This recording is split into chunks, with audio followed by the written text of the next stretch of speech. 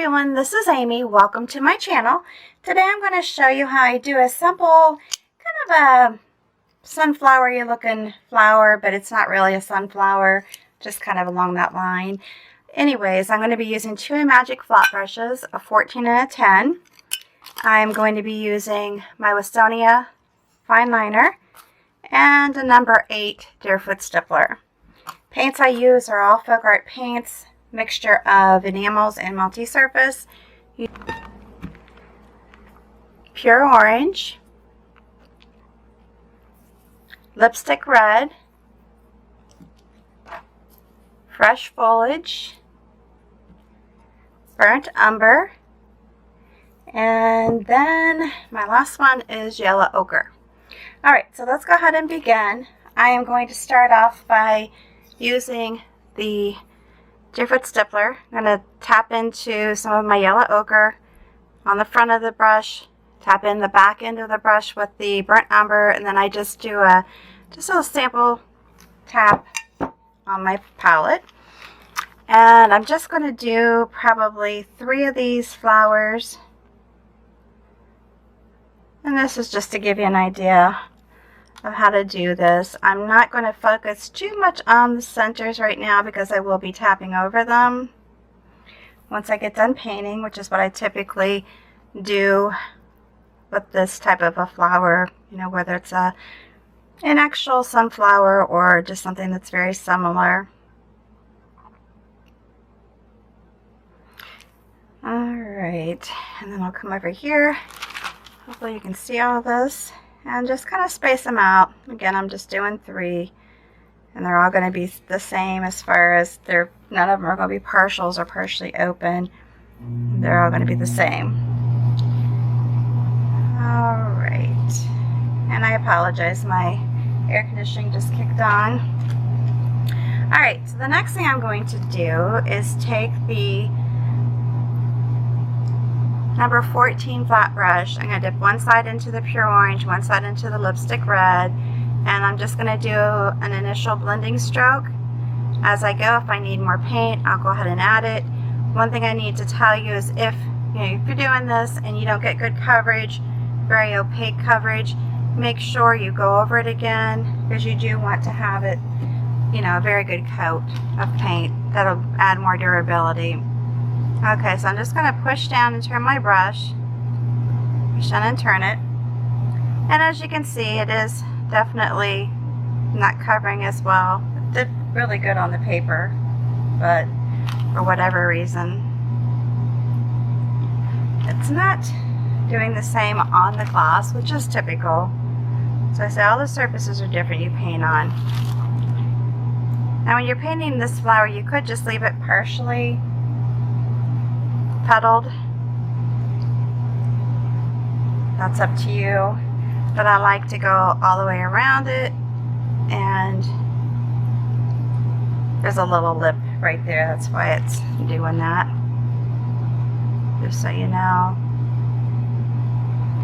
And I really don't want to add any white to this, because adding white a lot of times will make it more opaque, but I really don't want to.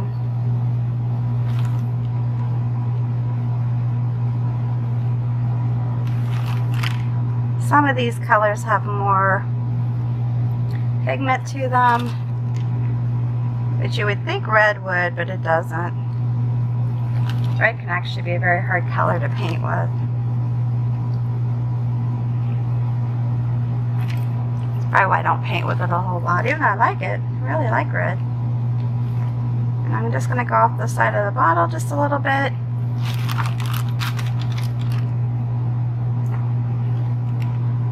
Come down here and finish this little guy. And if you notice while I'm painting these, I like to kind of go in different directions with my brush. I mean, you could turn your brush and go all the way around it the same direction, but I like to turn mine so that the leaves kind of feel like they're moving a little bit. And there are other ways too to give some motion to them, but I'm not going to do that on here. Okay, so what I'm going to do right now is hit this with a dryer, and then I am going to go over my leaves again, and I will be right back. Alright, so I went ahead and hit this with the heat gun, and I did go ahead and place another layer. Again, you might want to just give it some more drying time, that's up to you. But the next step that I'm going to do is work on putting the vine or the stem in. And we're going to go ahead and do the liner just by sticking it into the paint, kind of pulling out, rolling it, and then you can tip it into the other color just to give it, you know, variety of colors, because I do like to have a little mixture here. And you can make these stems thicker, thinner, whatever you want to do. It's up to you.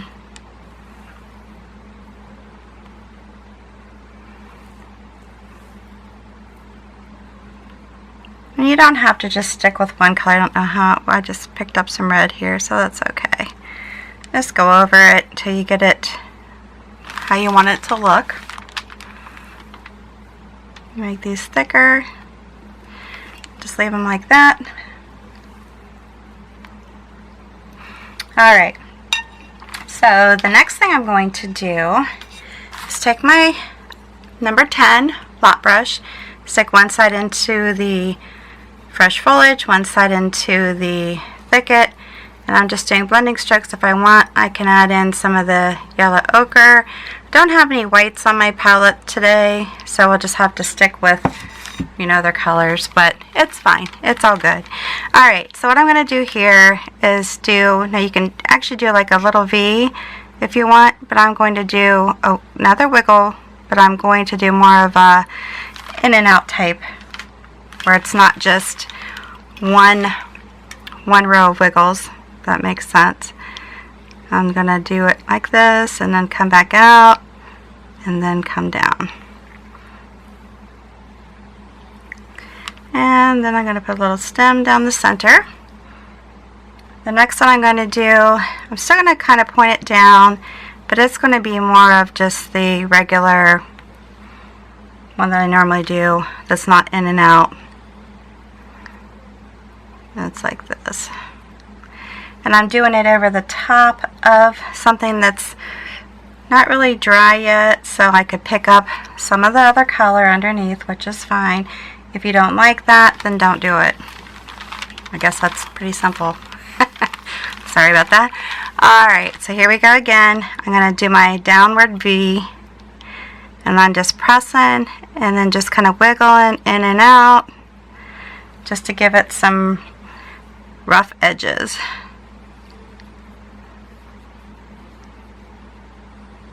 There we go. And you can turn your brush either way, depending on which way you want your stem to go and what color you want it to show. And I'm going to do this, do that, and then just come in here. Let's make sure I have enough darkness on the outer side. And just do it real quick. And it's not as big of a leaf. Like that.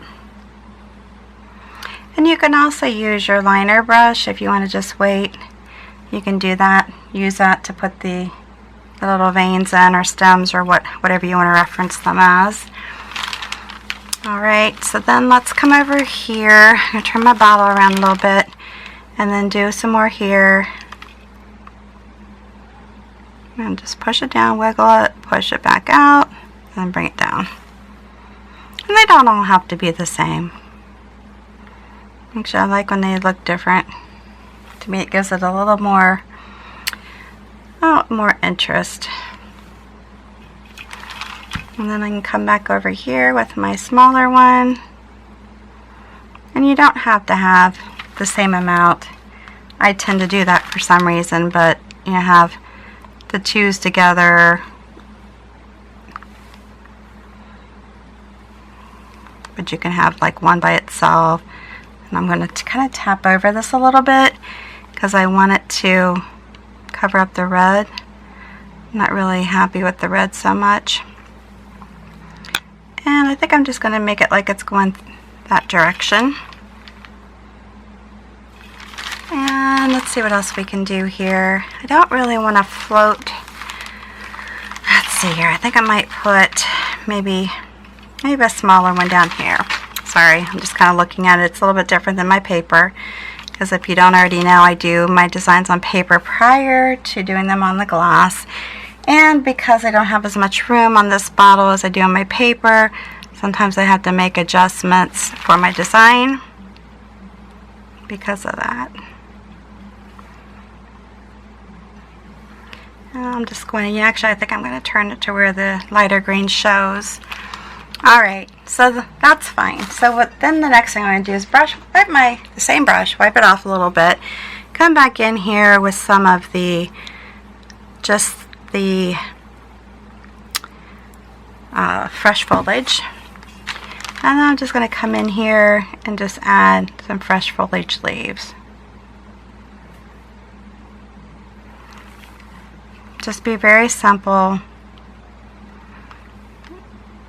And you could always, when you're painting, add some greenery prior to painting so that some of these leaves are actually behind your flowers and not right there on the top. That's just a suggestion. You don't have to, and it can be, however you want it. Just use your imagination, that's all I ask. Alright, so then I'm going to go back to my liner and just stick them in, roll them out, stick them in, roll them out. And I'm going to come back in here and start doing my line work. And I'm going to bring it down in there. Now, if you've noticed in some of my videos, my other videos, I just kind of like to put some little, I don't know what you want to call these, stragglers. That's what I call them, but I'm sure there's a proper word for them. Just to get it, so it's not just straight pulling the centers, the stems through the center and call it a day. There's a little bit more to it than that. You just want to make sure you don't have too much paint on your brush, or it's going to come out thick, and I don't want it thick if at all possible.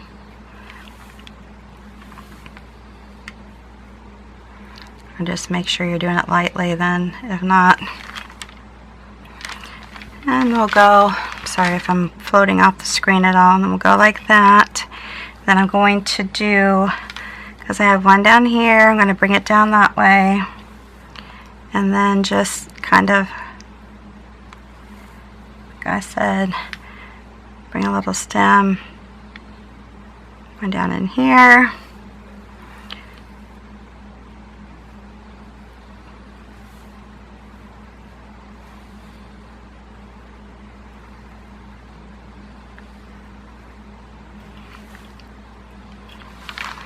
And we're almost finished. I just have one other thing to do to finish up, so I appreciate you sticking with me. Alright, enough of that. And then I'm going to go back to my Deerfoot stippler.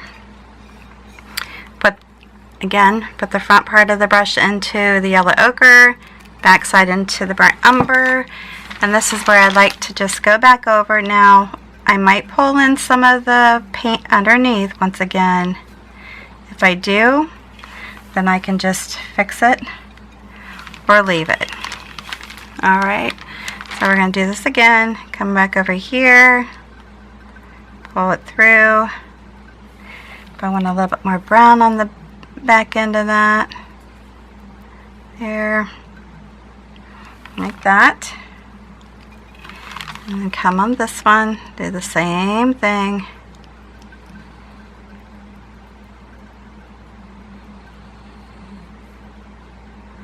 If I feel like I need more yellow, you can do that. Tap that in, just make sure I have my browns. If you want to add another color, you can do that, but I'm just going to leave it like this since I don't have any white. That's typically what I would put on it. Alright, I hope you like this. If you do, give me a big thumbs up. New to my channel, please subscribe, hit that notification bell, and prior to leaving, if you would take a moment to share this video on your social network, I would greatly appreciate it. just hit the share button you'll find underneath the video, and it'll give you the options of where to share it. Alright, until the next